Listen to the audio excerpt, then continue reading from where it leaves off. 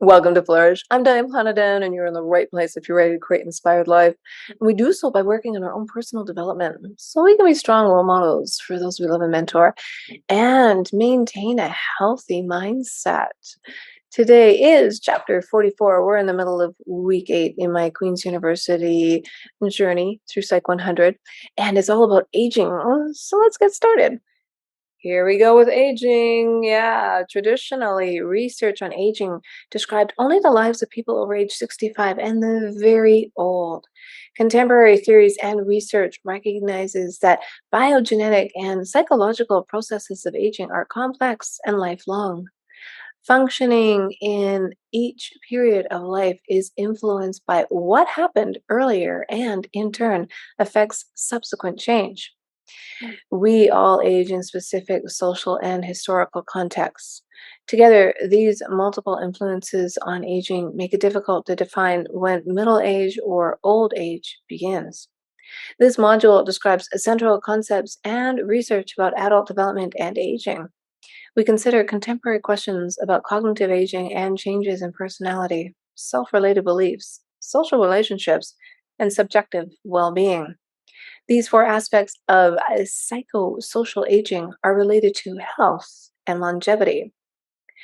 The learning objectives to keep in the back of your mind as you listen to this or are watching on YouTube, maybe you're reading along, is to explain research approaches to studying aging, describe cognitive, psychosocial, and physical changes that occur with age, and provide examples of how age related changes in these domains are observed in the context of everyday life. As previously mentioned, I'm a student, not a teacher, and I'm sharing my journey with the world. So let's get started. We are currently living in an aging society. Indeed, by 2030, when the last of the baby boomers reach age 65, the US older population will be double that of 2010. Furthermore, because of increases in average life expectancy, each new generation can expect to live longer than their parents' generation and certainly longer than their grandparents' generation. As a consequence, it is time for individuals of all ages to rethink their personal life plans and consider prospects for a long life. When is the best time to start a family? Will the education gained up to age 20 be sufficient to cope with future technological advances and marketplace needs?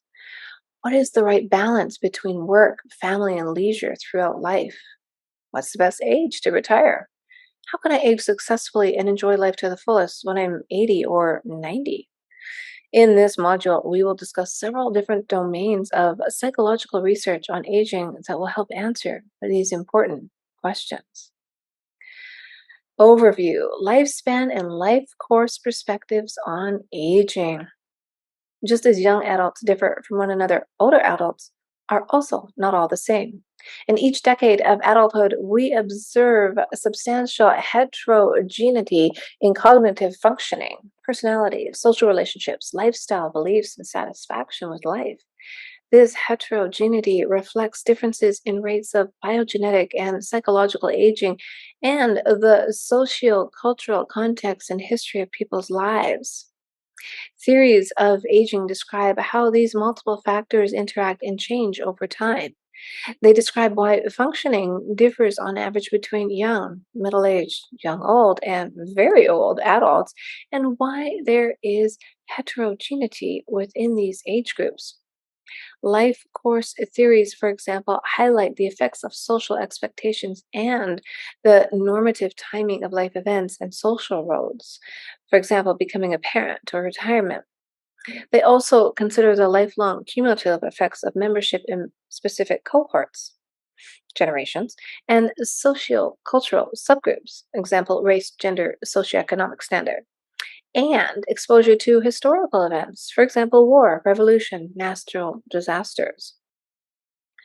Lifespan theories complement the life course perspective with a greater focus on processes within the individual, for example, the aging brain. This approach emphasizes the patterning of lifelong intra and inter individual differences in the shape, level, and rate of change. Both life course and lifespan researchers generally rely on longitudinal studies to examine hypotheses about different patterns of aging associated with the effects of biogenetic, life history, social, and personal factors. Cross sectional studies provide information about age groups differences, but these are confounded with cohort, time of study, and historical effects. Cognitive aging. Oh boy, here we go. Researchers have identified areas of both losses and gains in cognition in older age. Cognitive ability and intelligence are often measured using standardized tests and validated measures.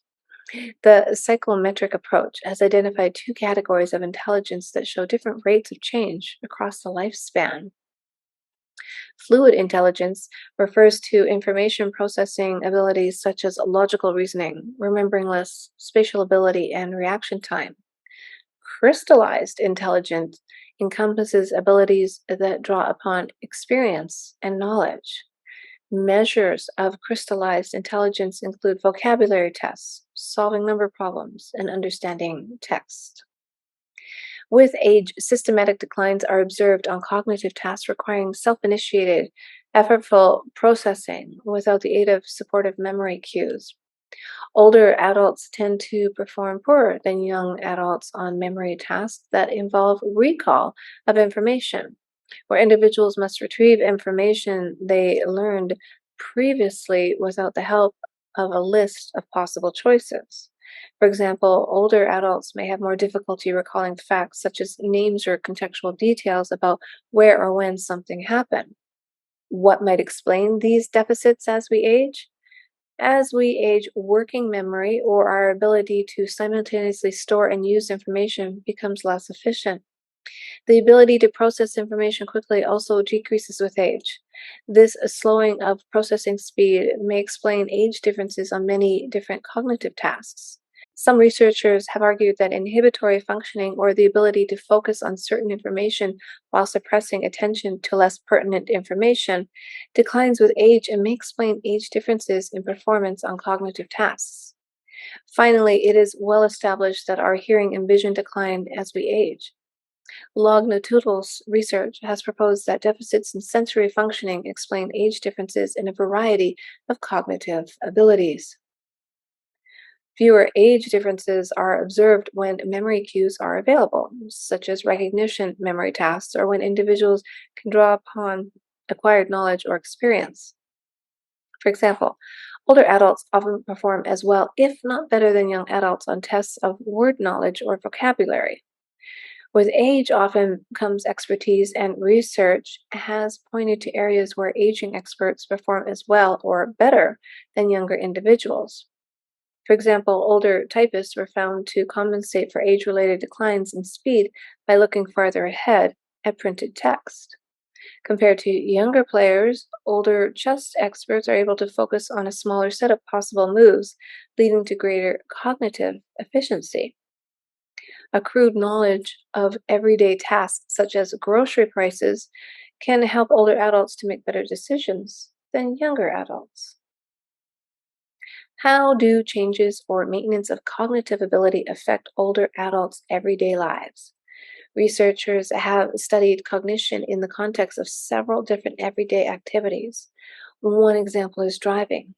Although older adults often have more years of driving experience, cognitive declines related to reaction time or attentional processes may pose limitations under certain circumstances. Research on interpersonal problem solving suggests that older adults use more effective strategies than younger adults to navigate through social and emotional problems. In the context of work, researchers rarely find that older individuals perform poorer on the job. Similar to everyday problem solving, older workers may develop more efficient strategies and rely on expertise to compensate for cognitive decline. Personality and self related processes. Research on adult personality examines normative age related increases and decreases in the expression of the so called Big Five traits: extroversion, neuroticism, conscientiousness, agreeableness, and openness to new experience. Does personality change throughout adulthood? Previously, the answer was no, but contemporary research shows that although some people's personalities are relatively stable over time, others are not. Longitudinal studies reveal average changes during adulthood in the expression of some traits. For example, neuroticism and openness decrease with age, and conscientiousness increases. And individual differences in these patterns due to idiosyncratic life events. Longitudinal research also suggests that adult personality traits such as conscientiousness predict important life outcomes, including job success, health, and longevity. In contrast to the relative stability of personality traits, theories about the aging self propose changes in self related knowledge, beliefs, and autobiographical narratives. Responses to questions such as, "Tell me something about yourself. Who are you? What are your hopes for the future?" provide insight into the characteristic and life themes that an individual considers uniquely distinguish him or herself from others.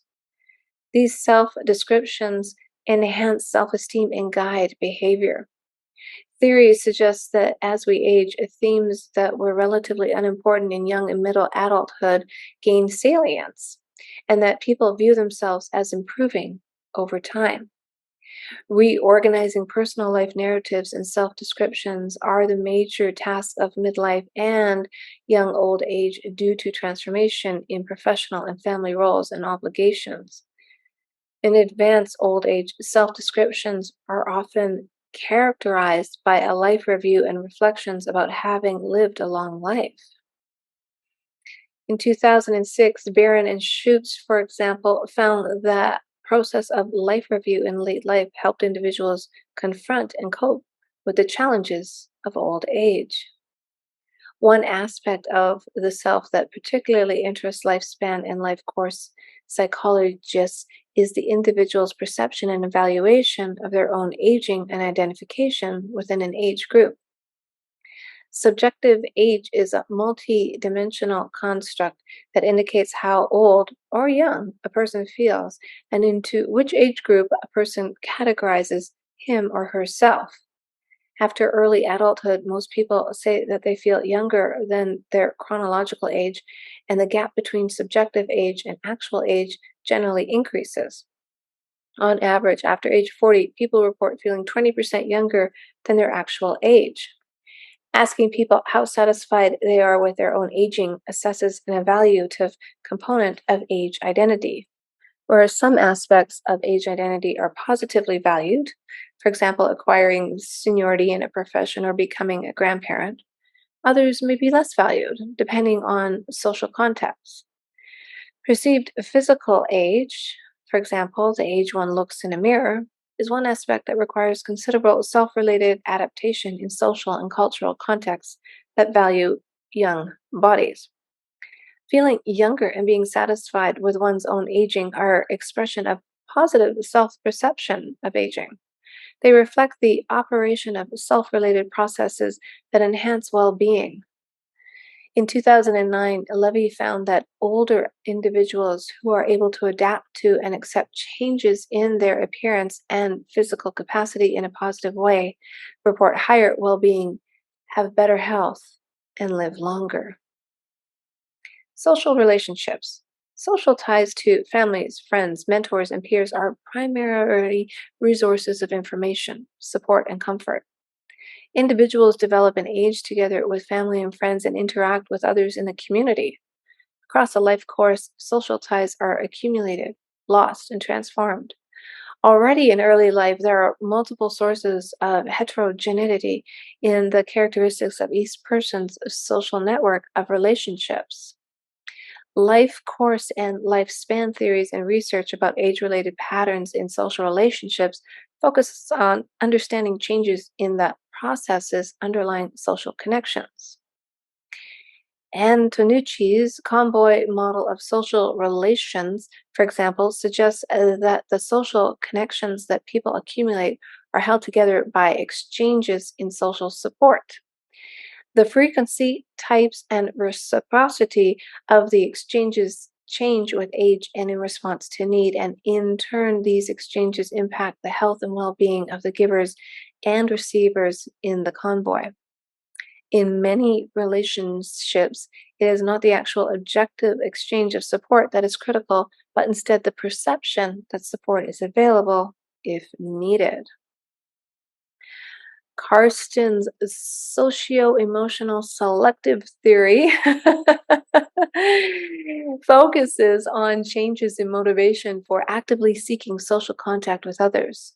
She proposes that with increasing age, our motivational goals change from information gathering to emotional regulation. To optimize the experience of positive effect, older adults actively restrict their social life to prioritize time spent with emotionally close, significant others. In line with this, older marriages are found to be characterized by enhanced positive and reduced negative interactions, and older partners show more affectionate behavior during conflict discussions than do middle aged partners. Research is showing that older adults have smaller networks compared to young adults and tend to avoid negative interactions also supports this theory. Similar selective processes are also observed when time horizons for interactions with close partners shrink temporarily for young adults, for example, impeding geographical separations. Much research focuses on the association between specific effects of long term social relationships and health in later life. Older married individuals who receive positive social and emotional support from their partner generally report better health than their unmarried peers. Despite the overall positive health effects of being married in old age, compared with being widowed, divorced, or single, living as a couple can have a dark side if the relationship is strained or if one partner is the primary caregiver. The consequences of positive and negative aspects of relationships are complex. For example, in some circumstances, criticism from a partner may be perceived as valid and useful feedback, whereas in others it is considered unwarranted and hurtful. In long term relationships, habitual negative exchanges might have diminished effects. Parent child and sibling relationships are often the most long term and emotional laden social ties. Across the lifespan, the parent child tie, for example, is characterized by a paradox of solidarity, conflict, and ambivalence. Emotion and well being. As we get older, the likelihood of losing loved ones or experiencing declines in health increases. Does the experience of such losses result in decreases in well being in older adulthood? Researchers have found that well being differs across a lifespan and that the patterns of these differences depend on how well being is measured. Measures of a global subjective well being assesses individuals' overall perception of their lives. This can include questions about life satisfaction or judgments of whether individuals are currently living the best life possible. What factors may contribute to how people respond to these questions? Age, health, personality, social support, and life experiences have been shown to influence judgments of global well being. It is important to note that predictors of well being may change as we age. What is important to life satisfaction in young adulthood can be different in later adulthood. Early research on well being argued that life events such as marriage or divorce can temporarily influence well being, but people quickly adapt and return to a neutral baseline called the hedonic treadmill. More recent research suggests otherwise. Using longitudinal data, researchers have examined well being prior to, during, and after major life events such as widowhood, marriage, and unemployment. Different life events influence well being in different ways, and individuals do not often adapt back to baseline levels of well being. The influence of events such as unemployment may have a lasting negative influence on well being as people age. Research suggests that global well being is highest in early and later adulthood and lowest in middle life. Hedonic well being refers to the emotional component of well being and includes measures of positive, example, happiness and contentment, and negative effect, for example, stress and sadness. The pattern of positive effect across the adult lifespan is similar to that of global well being, with experiences of positive emotions such as happiness and enjoyment being highest in young and older adulthood. Experiences of negative effect, particularly stress and anger, tend to decrease with age. Experiences of sadness are lowest in earlier and later adulthood compared to midlife. Other research finds that older adults report more positive and less negative effect than middle aged and younger adults. It should be noted that both global well being and positive effect tend to taper off during the late older adulthood, and these declines may be accounted for by increases in health related losses during these years. Psychological well being aims to evaluate the positive aspects of the psychosocial development as opposed to factors of ill being, such as depression or anxiety. Riff's model of psychological well being proposes six core dimensions of positive well being. Older adults tend to report higher environmental mastery, feeling of competence and control in managing everyday life, and autonomy, independence, lower personal growth and purpose in life, and similar levels of positive relations with others as younger individuals. Links between health and interpersonal flourishing or having high quality connections with others may be important in understanding how to optimize quality of life in old age. Successful aging and longevity.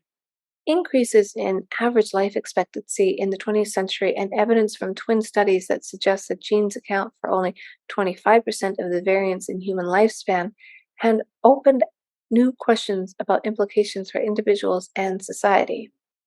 What environmental and behavioral factors contribute to a healthy long life? Is it possible to intervene to slow processes of aging or to minimize cognitive decline, prevent dementia, and ensure life quality at the end of life? Should interventions focus on late life, midlife, or indeed begin in early life? Suggestions that pathological change, for example, dementia, is not an inevitable component of aging and that pathology could at least be delayed until the very end of life led to theories about successful aging and proposals about targets for intervention. In 1997, Rowe and Kahn defined three criteria of successful aging. A. The relative avoidance of disease, disability, and risk factors like high blood pressure, smoking, or obesity. B. The maintenance of high physical and cognitive functioning. And C. Active engagement in social and productive activities. Although such definitions of successful aging are value laden, research and behavioral interventions have subsequently been guided by this model. For example, research has suggested that age related declines in cognitive functioning across the adult lifespan may be slowed through physical exercises and lifestyle interventions. It is recognized, however, that societal and environmental factors also play a role, and that there is much room for social change and technical innovation to accommodate the needs of the baby boomers and later generations as they age in the next decades. Oh, that was pretty fascinating about the aging process and how we are living longer. We want our quality of life to be maintained, but we also want to be able to afford a certain quality of life. And, that's what got me thinking about, writing my book and doing this research. I'm going to live probably 40 more years based on what this chapter just told me. I mean, my parents are in their 90s. So does that mean I'm going to live to 100? Oh, wait, that's more than 40 years from now. Yeah, so it's really important to stay healthy, healthy mindset, a healthy body, a healthy spirit, because we are living longer and you want to live with vitality. You don't want to just die slower. And you also want to live a more inspired life. So if you like the show, share it with somebody you know and add something in the comments. I'd love to hear your feedback.